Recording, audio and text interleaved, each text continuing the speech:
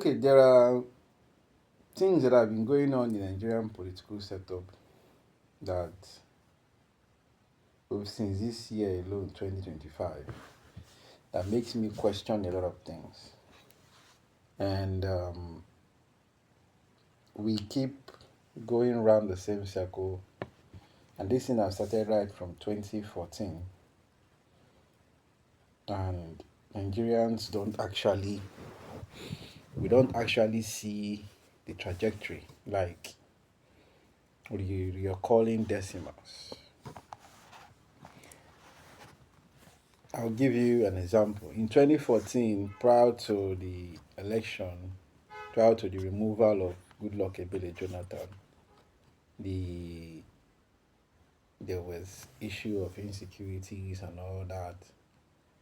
And then Boko Haram came. And when Boko Haram came, it was as if a lot of things were playing out.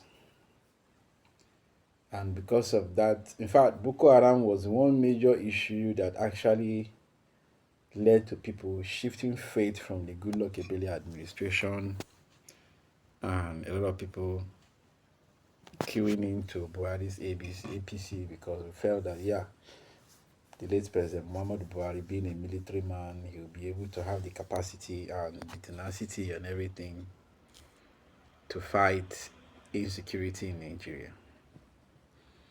Now, Buhari is gone. Buhari left power in 2023. Now that he's dead, fast forward 8 years after, 10 years after, the insecurity situation, will I say, have worsened. It has shifted from Boko Haram now, and we're not having Fulani herdsmen, kidnappings everywhere, states being unstable. If you look at Adamawa, we're not even talking about Adamawa again, we're talking about Katsina, Zamfara, and some other parts of the north, Kaduna and the rest of them.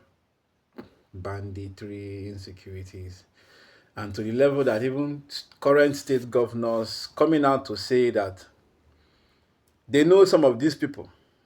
Look at the case of the Zamfara state governor. They know some of these people, governments coming out to hold peace meetings and peace talks and deals and arrangements with some of these bandits, and of no effect. And the insecurity situation is still worsening. Look at Benue State and the rest of them. So, what am I saying? I feel it's a reoccurring decimal.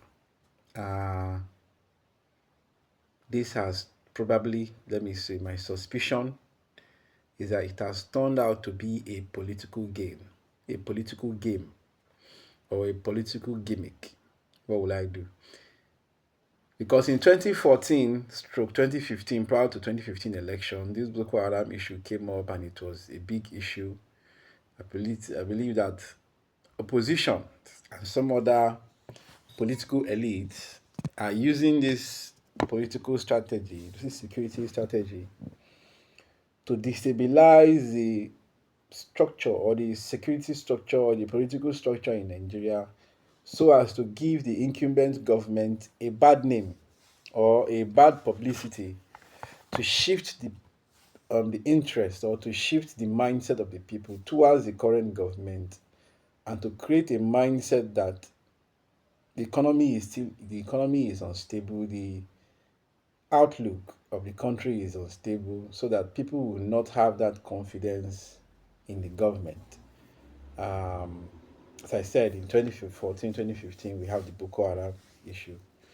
Then prior to Buhari's leaving power in 2019, 2020, 2021, especially 2021, 2020, especially rather 2020 before COVID, we saw the issue of killings and Mieti Allah coming out openly on national TV to admit that they are involved, that they are fully aware of some of the killings and all that. Remember the issue of ranching and the rest of them, and how herdsmen were involved in a lot of killings and taking people's farms and land just because of headers and farmers crashes and the rest of them.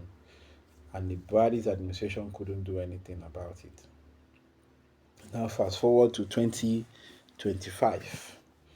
So if you look at Nigerian political purview, is everything that is going on is all about 2027 elections.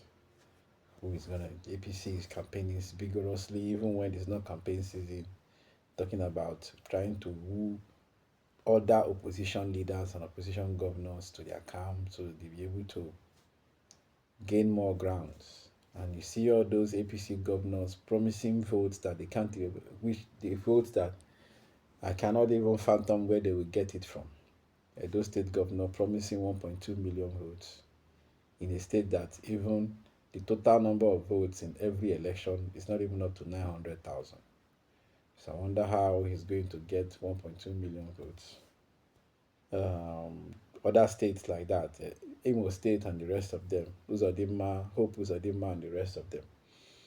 So I feel that this crisis, insecurities across the north and some other parts of the south and east is politically motivated to actually give the incumbent a bad name or a bad image so that to sway the people's view on the current government and try to push them out of power, which was the same tactics that was used for Jonathan in 2014, the same tactics that was used for Buhari in 2022, and it's the same tactics that is playing. If you look at the trajectory, you find out that political the security situation gets to worsen from 2-3 years during the incumbent's government. This is over 2 years now, and you're looking at it, and that is how the trajectory will continue to next year until during the electoral campaigns, until after elections, where the whole thing will die down. And soon, as it is happening now, we have 2027, 28, 29. From 2029, from 2030, you will see the same issue will still come up. You go and check the statistics, go and check the records. It tends to, the insecurity situation tends to be high towards the election, towards the preparation of the election, and then when this government or administration have just come in newly. I think that is a game most of these political elites are playing, which is very, very, very dangerous. And the worst part is that this Tinubu administration or the current administration are not even doing enough to actually alleviate these fears of the people and win the trust of the people to them so that people will have confidence and then vote them in. Instead, they are also joining in playing the same politics and trying to politic their way around it to let people understand that, it's normal. Insecurity is not normal. Insecurity is a big problem. And I feel that this insecurity is man-made. Of course, it is man-made. And we can also solve it. So, whether the Tinubu administration likes it or not, the good thing they can do for themselves is to solve these problems, alleviate the fears of the masses, and win the confidence of the people back to themselves. Because come 2027, if they're unable to do it, if they're unable to do this, then just the same tactics they used for Goodluck Ebele Jonathan in 2014, 2015, people will vote them out. And this time around, if you look around you, President Bola Ahmed Tinubu, this message goes to you. Nigerians are not smiling. Nigerians are not smiling. The youths are not smiling. And we are ready. We are ready to do everything possible to ensure that this country works. So either you sit up and fix this country, or by 2027, you give chance to another person who is ready and willing to do so. Thank you and God bless.